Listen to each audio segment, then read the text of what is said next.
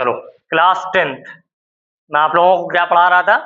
Basics of chemistry. क्या पढ़ा रहा था? Basics of chemistry. Basics of chemistry.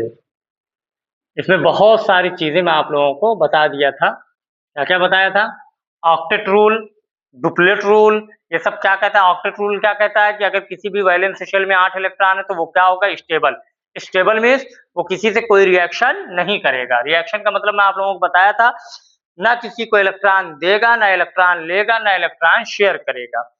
ये सारी कहानी केमिस्ट्री में मैं आप लोगों को बताया था। ठीक है, आज जो हम लोगों को अगली टॉपिक पढ़नी है, मैं आप लोगों को बताया था आयन के बारे में पढ़ना है। क्या पढ़ना है? आयन के बारे में। तो अगर आप लोगों से पूछा जाए आयन क्या होता है तो क्या बताएंगे? अगर कोई एटम इलेक्ट्रॉन लूज करता है यानी इलेक्ट्रॉन देता है, या कोई एटम इलेक्ट्रॉन गेन करता है, तो उसके ऊपर क्या आ जाता है? चार्ज आ जाता है। वो क्या ऑक्युपाई कर लेता है? चार्ज ऑक्युपाई कर लेता है। तो उसी को क्या बोलते हैं? आयन बोलते हैं। क्या लिखेंगे? when any atom when any atom lose or gain the electron या तो एक इलेक्ट्रॉन देगा या फिर एक से ज्यादा। ठीक, जब भी कोई एटम इलेक्ट्रॉन लूज करता है या इलेक्ट्रॉन गेन करता है तो क्या करता है? वो उसके ऊपर चार्ज आ जाता है। क्या आ जाता है? चार्ज। एटम ऑक्युपाई द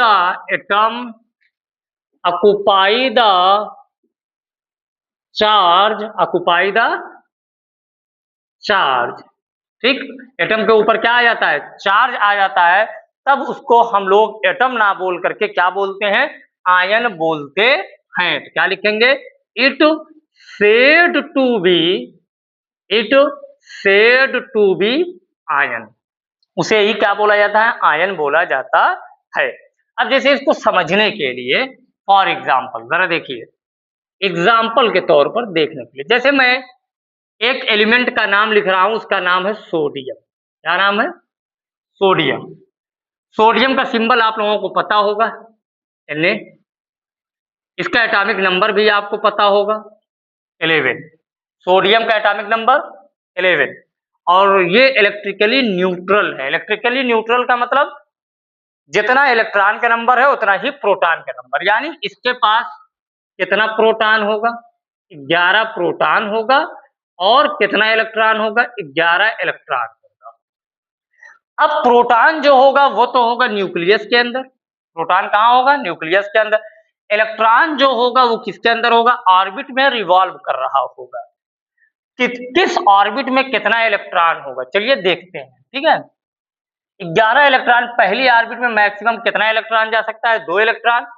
दूसरी ऑर्बिट में मैक्सिमम कितना जा सकता है? 8 इलेक्ट्रॉन। और बचा कितना? 8 2 10, 1 इलेक्ट्रॉन बचा, यानी 1 इलेक्ट्रॉन इसके पास बच गया। ठीक, तो यानी इसकी कौन सी ऑर्बिट में? देखिए, ये कौन सी शेल है? के। ये कौन सी? एल। और ये कौन सी है? एम। और यही इसकी लास्ट शेल है। तो यानी एम वाली शेल को ही हम लोग क्या नाम देंगे? वैलेंस शेल नाम देंगे। अब अगर वैलेंस शेल है तो इसके पास कितना इलेक्ट्रॉन है? 1 इलेक्ट्रॉन। कितना इलेक्ट्रॉन है? 1 इलेक्ट्रॉन। और इसी 1 इलेक्ट्रॉन, जो इलेक्ट्रॉन वैलेंस शेल में होता है, जो इलेक्ट्रॉन वैलेंस शेल में होता है, उसी इलेक्ट्रॉन को नाम देते हैं वैलेंस इलेक्ट्रॉन। क्या नाम देते हैं? Valence electron. ठीक, अब ऑक्टेट रूल क्या कहता है? ऑक्टेट रूल कहता है कि अगर किसी एटम की लास्ट ऑर्बिट में यानी वैलेंस शेल में 8 इलेक्ट्रॉन है तो वो क्या होगा? स्टेबल होगा। क्या होगा? स्टेबल। अब इसकी लास्ट ऑर्बिट में कितना इलेक्ट्रॉन है? 7 इलेक्ट्रॉन, 8 इलेक्ट्रॉन, सॉरी 1 इलेक्ट्रॉन है। जरा मुझे एक बात बताइए, अब इसको 8 इलेक्ट्रॉन पूरा करने के लिए या तो इसको कोई 7 इलेक्ट्रॉन दे दे या फिर ये अपना 1 इलेक्ट्रॉन निकाल दे। ठीक, तो अब आप बताइए, इसकी वैलेंस शेल में 8 इलेक्ट्रॉन कंप्लीट करने के लिए क्या इसको कोई 7 इलेक्ट्रॉन देगा या ये अपना 1 इलेक्ट्रॉन निकालेगा? इसके लिए आसान क्या है कि ये अपना 1 इलेक्ट्रॉन निकाल दे, इसको कोई 7 इलेक्ट्रॉन नहीं देगा। अगर इसने स्टेबल होने के लिए कितना इलेक्ट्रॉन निकाल दिया, एक इलेक्ट्रॉन। अब जरा दिमाग लगाइएगा, प्रोटॉन तो नहीं निकला, सोडियम के पास प्रोटॉन का नंबर अभी भी कितना है, 11, लेकिन ये स्टेबल होने के लिए अपने अंदर से ऑक्टेट रूल क्या कहता है, वैलेंस शेल में कितना इलेक्ट्रॉन होना चाहिए, 8 इलेक्ट्रॉन, वैलेंस शेल में 1 इलेक्ट्रॉन है। जब ये निकाल देगा 1 इलेक्ट्रॉन, तो अब इसकी वैलेंस शेल कौन सी हो जाएगी, L, और इसमें कितना इलेक्ट्रॉन है, 8 इलेक्ट्रॉन है, तो ये स्टेबल हो गया। अब इसने 1 इलेक्ट्रॉन अपना निकाला, अगर 1 इलेक्ट्रॉन निकाल दिया तो अभी तो इसके पास प्रोटॉन तो निकला नहीं है, 11 प्रोटॉन। अब मुझे बताइए क्या इलेक्ट्रॉन और प्रोटॉन के नंबर बराबर होगा, तो आप कहेंगे नहीं सर बराबर नहीं होगा, इसके पास इलेक्ट्रॉन कितना बचा, 10 इलेक्ट्रॉन। कितना इलेक्ट्रॉन बचा, 10 इलेक्ट्रॉन। अब मुझे एक बात बताइए, जब इसने इलेक्ट्रॉन निकाला तो इसका इलेक्ट्रॉन और प्रोटॉन दोनों का नंबर इक्वल है या अनइक्वल है, तो आप कहेंगे सर अनइक्वल है। कौन ज्यादा है, तो कहेंगे सर प्रोटॉन का नंबर ज्यादा है। कितना ज्यादा है, 1 ज्यादा है, तो इसलिए सोडियम के ऊपर 1 पॉजिटिव चार्ज आ जाता है। समझे बात को कि नहीं। तो अगर पूछा जाए कि आयन क्या होता है, आयन कब बनता है, जब भी कोई एटम इलेक्ट्रॉन गेन करेगा या इलेक्ट्रॉन क्या करेगा, लूज करेगा, तो वो उसके ऊपर क्या आ जाएगा, चार्ज आ जाएगा। यहाँ पे सोडियम ने क्या किया, इलेक्ट्रॉन को लूज किया, तो इसके ऊपर इसके पास प्रोटॉन का नंबर ज्यादा हो गया, इसलिए इसके ऊपर कैसा चार्ज आ गया, पॉजिटिव चार्ज आ गया। ठीक, अब आगे देखते हैं अगला एग्जाम्पल। इसी तरह अगला एग्जाम्पल देख लेते हैं, मैग्नीशियम। मैग्नीशियम का एटॉमिक नंबर 12, इसके पास कितना प्रोटॉन होगा, 12, और कितना इलेक्ट्रॉन होगा, 12, और इस इलेक्ट्रॉन का डिस्ट्रीब्यूशन होगा, पहली ऑर्बिट में 2, दूसरी में 8, तीसरी में 2। ये इसकी कौन सी शेल है, आप कहेंगे सर वैलेंस शेल है। अगर ये इसकी वैलेंस शेल है तो इसमें होना कितना चाहिए इलेक्ट्रॉन, 8 इलेक्ट्रॉन होना चाहिए। 8 इलेक्ट्रॉन पूरा करने के लिए या तो इसको कोई 6 इलेक्ट्रॉन दे दे, या तो ये अपना 2 इलेक्ट्रॉन निकाल दे, या तो ये अपना या तो इसको कोई 6 इलेक्ट्रॉन दे दे, या तो ये अपना 2 इलेक्ट्रॉन निकाल दे। तो इसको तो आसान, इसके लिए क्या 2 इलेक्ट्रॉन आसानी से निकाल देगा, 6 इलेक्ट्रॉन कोई नहीं देगा। अच्छा अब मुझे एक बात बताइए, अगर इसने इलेक्ट्रॉन निकाल दिया, क्या इसके इलेक्ट्रॉन और प्रोटॉन का नंबर बराबर होगा, कहेंगे नहीं सर। तब क्या होगा, इसके पास प्रोटॉन का नंबर 12 का 12 ही रह गया, लेकिन इलेक्ट्रॉन कितना हो गया, 10 हो गया। क्या इक्वल है या अनइक्वल है, अनइक्वल है। ज्यादा कौन है, प्रोटॉन ज्यादा है या इलेक्ट्रॉन ज्यादा है, तो आप बताएंगे सर प्रोटॉन ज्यादा है, इलेक्ट्रॉन ज्यादा नहीं है। तो कितना ज्यादा प्रोटॉन है, 2 ज्यादा है, इसलिए मैग्नीशियम के ऊपर 2 पॉजिटिव चार्ज आ जाता है। इससे क्या पता चला, जब भी कोई एटम इलेक्ट्रॉन लूज करेगा या गेन करेगा तो उसके ऊपर क्या आएगा, चार्ज। अभी तक तो मैंने लूज वाला बताया आप लोगों को, अब गेन वाला सुनिए, देखते जाइए। जैसे मैं एक एग्जांपल लेता हूं क्लोरीन का, किसका एग्जांपल, किसका, क्लोरीन। क्लोरीन का एटॉमिक नंबर 17। अगर इसका एटॉमिक नंबर 17 तो इसके पास कितना प्रोटॉन होगा, 17 प्रोटॉन होगा और 17 ही इलेक्ट्रॉन होगा, और इन 17 इलेक्ट्रॉन और प्रोटॉन का डिस्ट्रीब्यूशन होगा। 17 इलेक्ट्रॉन का क्या होगा डिस्ट्रीब्यूशन, पहली ऑर्बिट में 2, दूसरी में 8, तीसरी में 7। तो इससे देखिए, अब इसकी वैलेंस शेल ये है और इसकी वैलेंस शेल में कितना इलेक्ट्रॉन है, आप बताएंगे सर 7 इलेक्ट्रॉन है। तो अब इसके लिए क्या है, या तो इसको कोई 1 इलेक्ट्रॉन दे दे, या फिर ये अपना 7 इलेक्ट्रॉन बाहर निकाल दे। जरा बताइए क्या आसान है इसके लिए, क्या ये अपना 7 इलेक्ट्रॉन निकालेगा, नहीं, बिल्कुल कभी नहीं निकालेगा। ये 1 इलेक्ट्रॉन किसी से ले लेगा, और जब 1 इलेक्ट्रॉन ले लिया तो प्रोटॉन के साथ तो कोई हेर फेर नहीं हुआ। प्रोटॉन तो कितना है 17, लेकिन 1 इलेक्ट्रॉन जब उसने लिया तो उसके पास इलेक्ट्रॉन का नंबर कितना हो गया, 18।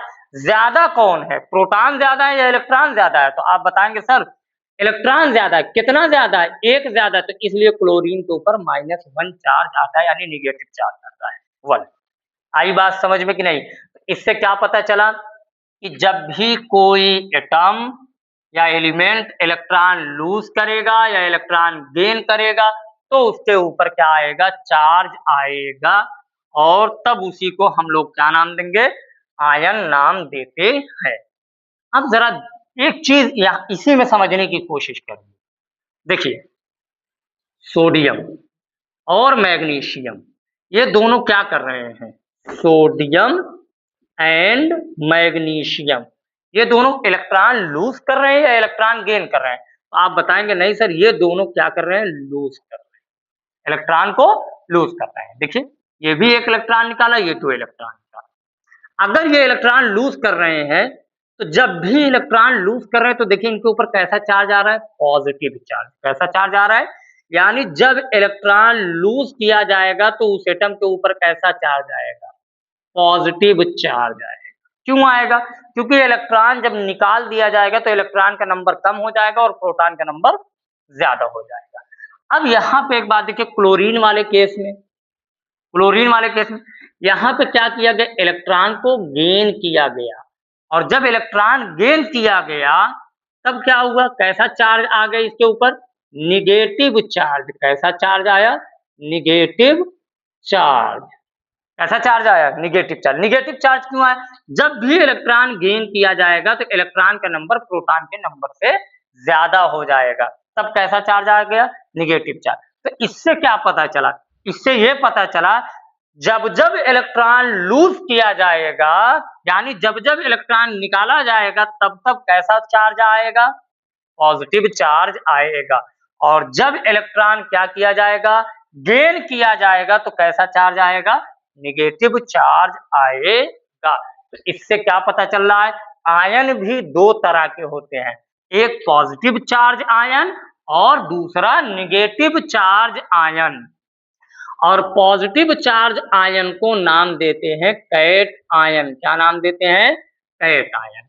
और निगेटिव चार्ज आयन को क्या नाम देते हैं, यहां मैं लिख दे रहा हूं, एन आयन बोलते हैं। तो अगर आपसे पूछा जाए कि कैट आयन और एन आयन, कैट आयन क्या होता है, जिसके ऊपर पॉजिटिव चार्ज रहता है, ऐसा आयन जिसके ऊपर पॉजिटिव चार्ज। इस केस में क्या होगा, इलेक्ट्रॉन को लूज किया जाएगा, यानी इलेक्ट्रॉन का नंबर प्रोटॉन के नंबर से क्या होगा, कम होगा, और यहाँ पे क्या होगा, इलेक्ट्रॉन का नंबर प्रोटॉन के नंबर से ज्यादा होगा। आई बात समझ में, इसको मैं यहाँ और अच्छे से साफ लिख दे रहा हूँ, ये जितना लिखा गया है आपका मन करे तो आप इसको स्क्रीनशॉट ले लीजिए, ठीक है। चलिए देखते हैं हम लोग किसके बारे में पढ़ रहे हैं, आयन के बारे में।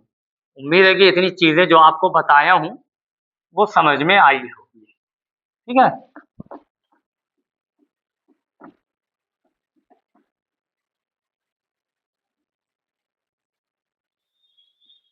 चलिए देखते हैं, अभी मैं आप लोगों को क्या बताया, आयन के बारे में। इसके बारे में, आयन के बारे में। आयन कितने तरह के बताया, मेनली 2 टाइप्स, मेनली 2 टाइप्स। कितने तरह के, 2 तरह के। अब अगर 2 तरह के हैं इसको 2 हिस्सों में क्लासिफाई कर दो। एक का नाम मैं क्या बताया आप लोगों को, कैट आयन। ऐसा आयन, कैट आयन। और दूसरे का नाम क्या बताया, एन आयन। दूसरे का क्या नाम है, एन आयन, ठीक है। अब कैट आयन कब बनेगा, कैसा चार्ज रहेगा, पॉजिटिव चार्ज। कैसा चार्ज, पॉजिटिव। या तो आप पूरा लिखिए या तो आप ब्रैकेट में ऐसे कर दीजिए पॉजिटिव, ठीक। कैसा चार्ज, पॉजिटिव चार्ज, ठीक है। एन आयन क्या होगा, निगेटिव चार्ज। कैसा चार्ज, निगेटिव, यानी ऐसे भी लिख सकते हैं, निगेटिव चार्ज, ठीक है। अब पॉजिटिव चार्ज कब होगा, व्हेन इलेक्ट्रॉन, व्हेन इलेक्ट्रॉन या इलेक्ट्रॉन्स लूज। जब इलेक्ट्रॉन क्या किया जाता है, निकाला जाता है। और यहां पे क्या होगा, व्हेन इलेक्ट्रॉन्स, इलेक्ट्रॉन या इलेक्ट्रॉन्स गेन। जब इलेक्ट्रॉन क्या किया जाता है, गेन किया जाता है, ठीक। अच्छा, जब यहाँ पे इलेक्ट्रॉन क्या किया जाएगा, लूज किया जाएगा। इसका मतलब अगर इलेक्ट्रॉन निकाल दिया गया तो इलेक्ट्रॉन का नंबर, सीधी सी बात है कि इलेक्ट्रॉन का नंबर क्या हो जाएगा, कम हो जाएगा। इसका मतलब नंबर ऑफ इलेक्ट्रॉन्स क्या हो जाएगा, कम हो जाएगा। किससे कम हो जाएगा, नंबर ऑफ प्रोटॉन। इससे कम हो जाएगा, नंबर ऑफ प्रोटॉन से। और यहाँ पे क्या होगा, इलेक्ट्रॉन जब गेन किया जाएगा तो इलेक्ट्रॉन का नंबर बढ़ेगा। इसका मतलब क्या होगा, नंबर ऑफ इलेक्ट्रॉन्स क्या हो जाएंगे, ज्यादा हो जाएंगे। किससे, नंबर ऑफ प्रोटॉन से। आई बात समझ में कि नहीं समझ में आई? तो अगर आपसे पूछा जाए कि आयन क्या होता है, तो आप क्या बताएंगे? आयन क्या होता है? जब भी कोई एटम इलेक्ट्रॉन लूज करता है या इलेक्ट्रॉन गेन करता है, तो उसके ऊपर क्या आता है? चार्ज आ जाता है। इलेक्ट्रॉन जब लूज किया जाएगा तो कैसा चार्ज आएगा? Positive charge. और जब भी इलेक्ट्रॉन गेन किया जाएगा तो कैसा चार्ज आएगा? Negative charge. बस 1 मिनट पानी पी ले तो पढ़ा दो।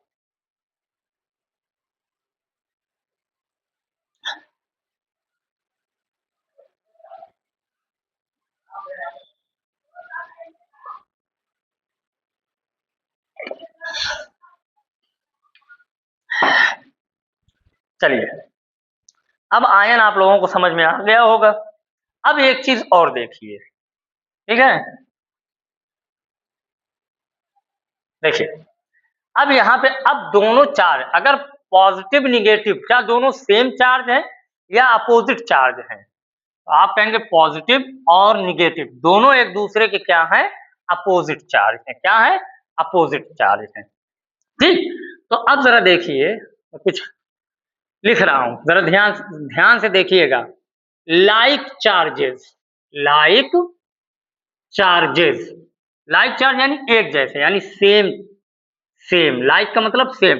Like charges repel to each other, repel to each other, repel to each other. Like charge जो होते हैं वो एक दूसरे को क्या करते हैं? रिपेल करते हैं, यानी दूर भगाते हैं।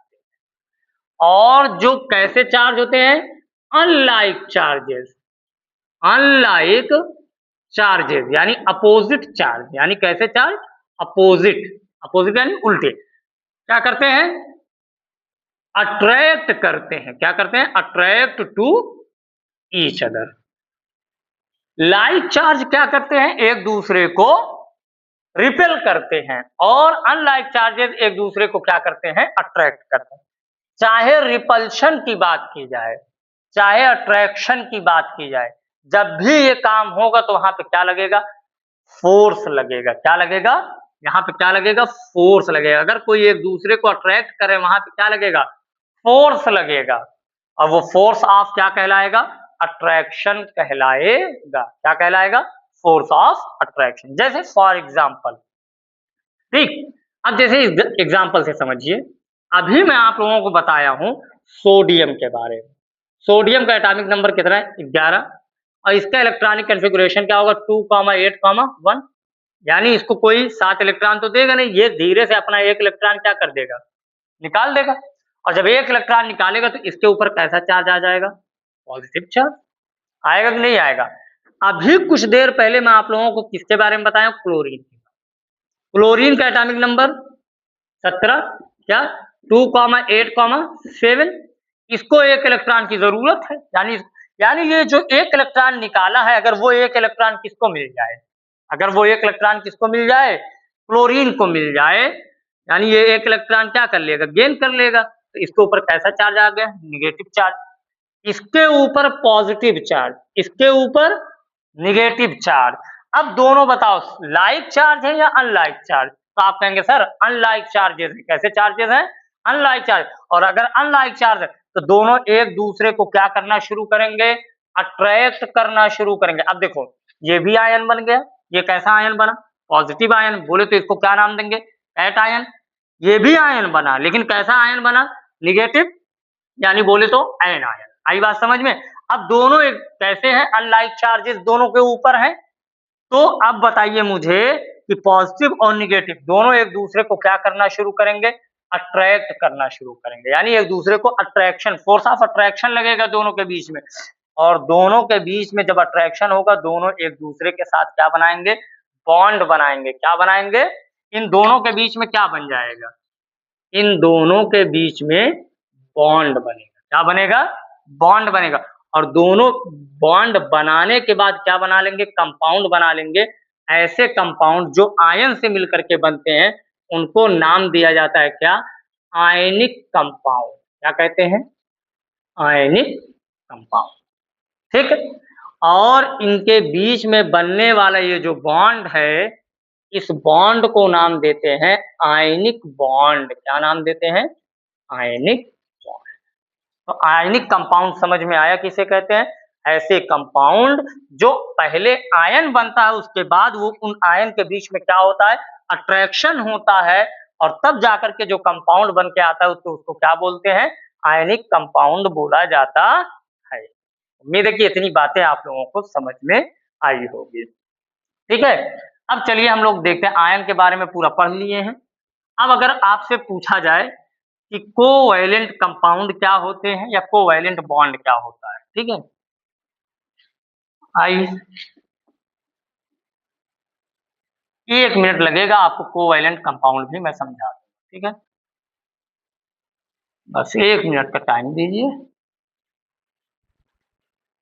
बहुत गर्मी है यार। Covalent compound, basics of chemistry जिस दिन खत्म होगी उसके बाद ही पहला चैप्टर शुरू करूंगा, ठीक है। कोवैलेंट कंपाउंड, अगर पूछा जाए कोवैलेंट कंपाउंड क्या होता है, कोवैलेंट कंपाउंड तब बनता है जब अलग अलग एटम के बीच में इलेक्ट्रॉन शेयर होता है। क्या होता है? जैसे आप लोगों को मैं अभी पिछले लेक्चर में एग्जाम्पल के तौर पर बताया था कि हाइड्रोजन है, इसका एटॉमिक नंबर कितना है? 1, तो इसके पास कितना इलेक्ट्रॉन होगा? 1 इलेक्ट्रॉन। इसकी पहली ऑर्बिट में कितना इलेक्ट्रॉन? 1 इलेक्ट्रॉन। और डुप्लेट रूल क्या कहता है? डुप्लेट रूल ये कहता है पहली ऑर्बिट में कम से कम कितना इलेक्ट्रॉन होना चाहिए स्टेबल होने के लिए? 2 इलेक्ट्रॉन। क्या ये स्टेबल है कि अनस्टेबल है? तो आप बताएंगे सर ये अनस्टेबल, हाईली अनस्टेबल है ये तो, ठीक। उसी तरह दूसरा हाइड्रोजन होगा, ठीक है, हाइड्रोजन होगा, इसके पास भी 1 इलेक्ट्रॉन। दोनों किस लिए, किस चक्कर में होंगे? ये चक्कर में होगा कि मुझे यार कोई 1 इलेक्ट्रॉन अपना दे दे, और ये भी चक्कर में होगा कि यार मुझे कोई अपना 1 इलेक्ट्रॉन दे दे। दोनों एक एक इलेक्ट्रॉन के चक्कर में होंगे। ये दोनों आमने सामने आ गए। इसने पूछा अरे भाई तुम कहाँ, इसने पूछा अरे भाई तुम कहाँ। कहा भाई बस निकले हैं इलेक्ट्रॉन के चक्कर में। कहा कितना इलेक्ट्रॉन चाहिए? कहा 1 इलेक्ट्रॉन। कहा तुम्हें कितना चाहिए? कहा 1 इलेक्ट्रॉन चाहिए। दोनों के बीच में हो गया। दोनों सोचने लगे कि अब क्या करें यार। कहा तुमको कोई 1 इलेक्ट्रॉन नहीं दे? कहा नहीं यार कोई दे ही नहीं रहा है। और ये कहा ये तो दे नहीं रहे हैं, इलेक्ट्रॉन नहीं दे रहे हैं। और जो मिल रहा है ना वो सोच रहा है कि 1 इलेक्ट्रॉन छीन ले। जैसे केमिस्ट्री में ना चोर हैं 6 ठो। कितने चोर हैं? 6, ठीक। ये बहुत तगड़े चोर हैं, ये तीनों बहुत तगड़े चोर हैं। फ्लोरीन, ऑक्सीजन और नाइट्रोजन। ये जहां भी इलेक्ट्रॉन देखते हैं ना ये चाहते हैं कि हम धीरे से चोरी करें। तो ये दोनों आपस में बात कर रहे हैं। क्या कर रहे हैं? बात कर रहे हैं। अरे भाई एक तो कोई 1 इलेक्ट्रॉन दे नहीं रहा है कि ताकि हम स्टेबल हो जाए, और कुछ तो चुट्टे मिल रहे हैं, सोच रहे हैं कि इलेक्ट्रॉन ही चोरी कर ली। अब मसला गया फंस। तो ये दोनों कहेंगे तब क्या किया जाए स्टेबल होने का? कहेंगे यार चलो इलेक्ट्रॉन शेयर किया जाए। क्या किया जाए? इलेक्ट्रॉन शेयर किया जाए। अब इलेक्ट्रॉन शेयर करने के लिए मैं अभी आप लोगों को पिछले लेक्चर में बताया था कि ये लोग क्या करते हैं? ओवरलैपिंग करते हैं, overlapping of shell. Overlapping of shell ऐसे होता है, जरा ध्यान से देखो। जैसे एक हाइड्रोजन का पहले स्ट्रक्चर में बनाऊं, ये उसका न्यूक्लियस, ये उसकी पहली ऑर्बिट, ठीक। पहली ऑर्बिट में कितना इलेक्ट्रॉन इसके पास है? 1 इलेक्ट्रॉन। ये पहला वाला हाइड्रोजन हो गया। अब दूसरा वाला हाइड्रोजन देखो, ठीक। इसके पास भी पहली ऑर्बिट में कितना इलेक्ट्रॉन? 1 इलेक्ट्रॉन। दोनों कहेंगे चलो यार अपना अपना 1 इलेक्ट्रॉन धीरे से शेयर कर लेते हैं। क्या कर लेते हैं? शेयर कर लेते हैं। कहा कैसे? कहा आओ अपनी शेल को ओवरलैप करते हैं, एक दूसरे से चिपकाते हैं। कहा अच्छा। कहा चलो ये देखो पहली शेल पहले हाइड्रोजन की, और इसने कहा कि लो ये मेरी शेल दूसरे वाले हाइड्रोजन की, ये इसका न्यूक्लियस, ये इसका न्यूक्लियस। इसने कहा 1 इलेक्ट्रॉन तुम अपना बीच में रखो, और इसने कहा कि तुम अपना 1 इलेक्ट्रॉन बीच में रखो। दोनों ने अपना अपना इलेक्ट्रॉन रख दिया। दोनों ने अपना अपना इलेक्ट्रॉन रख दिया। अब इस वाले हाइड्रोजन को लग रहा है कि यार मेरे पास तो 2 इलेक्ट्रॉन है, और इसको भी लग रहा है कि यार मेरे पास कितना इलेक्ट्रॉन है? 2 इलेक्ट्रॉन। अब इनको लग रहा है कि हम क्या हो गए? स्टेबल हो गए। इस वजह से जो हाइड्रोजन होता है ना H2 फॉर्म में होता है, यानी डाई एटॉमिक फॉर्म में एग्जिस्ट करता है। डाई एटॉमिक होता है, ठीक। उसी तरह ऑक्सीजन होता है, 2-2 इलेक्ट्रॉन शेयर करता है, ठीक है, जब कोई इलेक्ट्रॉन देने वाला नहीं रहता है। अब यहाँ पे क्या हो रही है? ओवरलैपिंग हो रही है और इलेक्ट्रॉन शेयर किया जा रहा है। यहाँ पे जरा देखिए ये क्या हो रहा है? शेयरिंग हो रही है। Sharing of electron. Sharing of electron कब होता है? मजबूरी में। मजबूरी में बोले तो जब इलेक्ट्रॉन देने वाला कोई नहीं रहता है। शेयरिंग ऑफ इलेक्ट्रॉन, इलेक्ट्रॉन की क्या हुई? शेयरिंग हो गई। और जब इलेक्ट्रॉन की ये लोग शेयरिंग किए तो इनके बीच में जो बॉन्ड बनता है ना, उस बॉन्ड को कहते हैं कोवैलेंट बॉन्ड। क्या कहते हैं? Covalent bond. अब क्या ये मॉलिक्यूल है या कंपाउंड है? तो H2 तो मॉलिक्यूल है। एक मिनट, मार्कर में थोड़ा सा इंक कम हो गई है, रुको।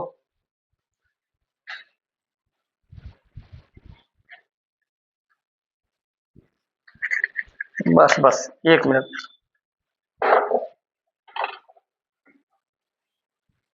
परेशान ना हो, बहुत जल्दी डिजिटल बोर्ड लेंगे, ठीक है? बहुत बड़ा टीचर बनना है यूट्यूब पर। एकदम परेशान होने की जरूरत नहीं है। केमिस्ट्री पढ़ने लोग मेरे पास ही आएंगे, सोचेंगे कि चलें सलमान सर के पास पढ़ लें।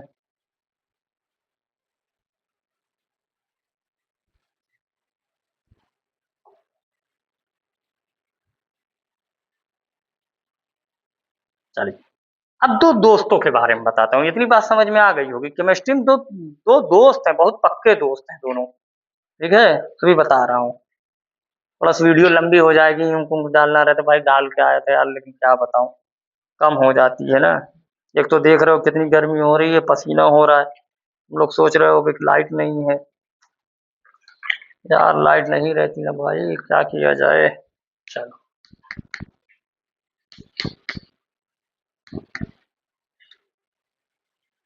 चलो देखते हैं। तो अभी तो हाइड्रोजन की कहानी हो गई। ओवरलैपिंग कैसे होती है समझ में आ गया ना। दोनों अपना इलेक्ट्रॉन बीच में रखते हैं। कहाँ रखते हैं? बीच में। देखो, केमिस्ट्री में दो दोस्त हैं, बेस्ट फ्रेंड। क्या है? BFF, best friend for ever. कौन कौन है? Hydrogen and carbon. Hydrogen and carbon, ये एकदम बेस्ट फ्रेंड है। ये दोनों कहते हैं कि भाई हम आस्तीन के सांप नहीं। ठीक है?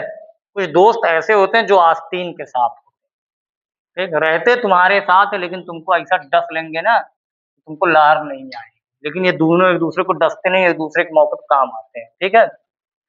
चलो, हाइड्रोजन और कार्बन, जैसे वो एक शेर नहीं है, किसी शायर का शेर है ना, कि रहने को दिल भी था मगर ऐ दोस्त आपने, हाँ, रहने को दिल भी था मगर ऐ दोस्त आपने, हैरां हूं इंतखाब किया आस्तीन का। दोस्तों के लिए, दोस्तों के रहने की जगह क्या होती है? दिल होती है। लेकिन वो बेचारे कहाँ रहना चाहते हैं? आस्तीन, डसना चाहते हैं। तो थोड़ा बहुत शेर व शायरी भी मैं कर लेता हूँ। हाइड्रोजन एंड कार्बन, ठीक? ये दोनों बहुत बढ़िया दोस्त है। क्यों? दोनों की कंडीशन एक जैसी है। कहा क्यों? अरे भाई, ये हाइड्रोजन एटॉमिक नंबर एक इलेक्ट्रॉन इसके पास है पहली ऑर्बिट में। ये चाहेगा कि मुझको कोई एक इलेक्ट्रॉन दे दे। जैसे तुम चाह रहे हो तुम्हें कोई इलेक्ट्रॉन दे दे, वैसे कोई दूसरा होगा ना, चाहेगा तुम्हारा एक इलेक्ट्रॉन ले ले। और इधर देखो कार्बन को, कार्बन का एटॉमिक नंबर कितना? 6। पहली में 2, दूसरी में 4। अगर दूसरी में कितना है? 4 इलेक्ट्रॉन है। तो या तो इसको कोई 4 दे दे, या तो ये अपना 4 निकाल दे। जैसे तुम चाह रहे हो कि मुझे कोई 4 इलेक्ट्रॉन अपना दे दे, वैसे दूसरा भी चाहेगा ना तुम्हारा 4 इलेक्ट्रॉन हम ले लेंगे। तो ना तो इनको कोई 4 इलेक्ट्रॉन देगा, ना ये अपना 4 इलेक्ट्रॉन देंगे। जैसे ये अपना 1 इलेक्ट्रॉन, ये चाह रहे कि मुझे कोई 1 इलेक्ट्रॉन दे दे, ठीक है? और ये कोई दूसरा चाहेगा कि ये 1 इलेक्ट्रॉन तुम्हारा ले ले, तो भाई पॉसिबल नहीं। अब इनके पास 1 इलेक्ट्रॉन है, तो ये गरीब है। ये क्या है? गरीब है। ये थोड़ा सा अमीर है। 4 इलेक्ट्रॉन का मामला है ना। अब कार्बन को चाहिए 4 इलेक्ट्रॉन, इनको चाहिए 1 इलेक्ट्रॉन। अब दोनों बेस्ट फ्रेंड, दोनों कहेंगे चलो यार इलेक्ट्रॉन शेयर करते हैं। अरे भैया, तुमको चाहिए 4 इलेक्ट्रॉन, मेरे पास 1, कैसे शेयर होगा? कहा आओ बताते हैं। अच्छा आओ, ये हुआ कार्बन। इनको चाहिए कितना इलेक्ट्रॉन? 4। देखो, 1 2 3 4, इनके वैलेंस शेल में 4 इलेक्ट्रॉन है। अब ये हाइड्रोजन को बुलाएंगे। हाइड्रोजन, कहेंगे हाँ भैया आ रहे हैं, बस आ जाओ तुरंत आओ। हाइड्रोजन आके सामने खड़े हो गए। हाँ भैया बोलिए, आप तो हमारे मित्र हैं। कहा यार एक इलेक्ट्रॉन शेयर करो। हाँ नहीं भैया, हमको भरोसा नहीं है बिल्कुल भी। पहले आप अपना 1 इलेक्ट्रॉन दीजिए, तब हम अपना बीच में रखेंगे। कहा बे लो यार, दोस्ती में इतना होना चाहिए, यकीन भरोसा होना चाहिए। कहा हाँ। कहा लो, हम अपना 1 इलेक्ट्रॉन बीच में रख दिए। कहा लो, हम भी अपना रख रहे हैं भैया। कहा ले, बॉन्ड बना लिए। कहा अब भैया मामला तो आपके 3 इलेक्ट्रॉन का और फंसा। कहा बाबू परेशान ना हो, अभी हम इसका हल निकालते हैं। कहा कि एक कार्बन पूछा हाइड्रोजन से, ए हाइड्रोजन तुम्हारा तो सिर्फ एक एटम एग्जिस्ट नहीं करता नेचर में। कहा हाँ। कहा तुम्हारे तो और एटम होंगे ना। कहा हाँ। कहा सबके पास एक ही। कहा भाई हमारा, हम खानदानी गरीब है, हमारे जितने एटम है सबके पास एक इलेक्ट्रॉन। हम कैसे गरीब हैं? खानदानी गरीब। मतलब हमारा दादा गरीब, हमारा बाप गरीब, हम गरीब, हमारा लड़का गरीब, आने वाली नस्ल गरीब। कहा सब हम गरीब ही हैं। आप ये मत सोचिए कि हम लोग बहुत अमीर हैं। कहा तब अब तुम्हारा कोई भाई है? कहा हाँ है। बोला हाइड्रोजन इधर आओ। हाइड्रोजन को बुलाया गया।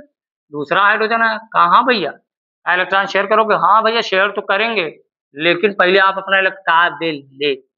रख दिए हम अपना एक इलेक्ट्रॉन। कहा लो भैया हम भी रख दिए, ले बॉन्ड पर।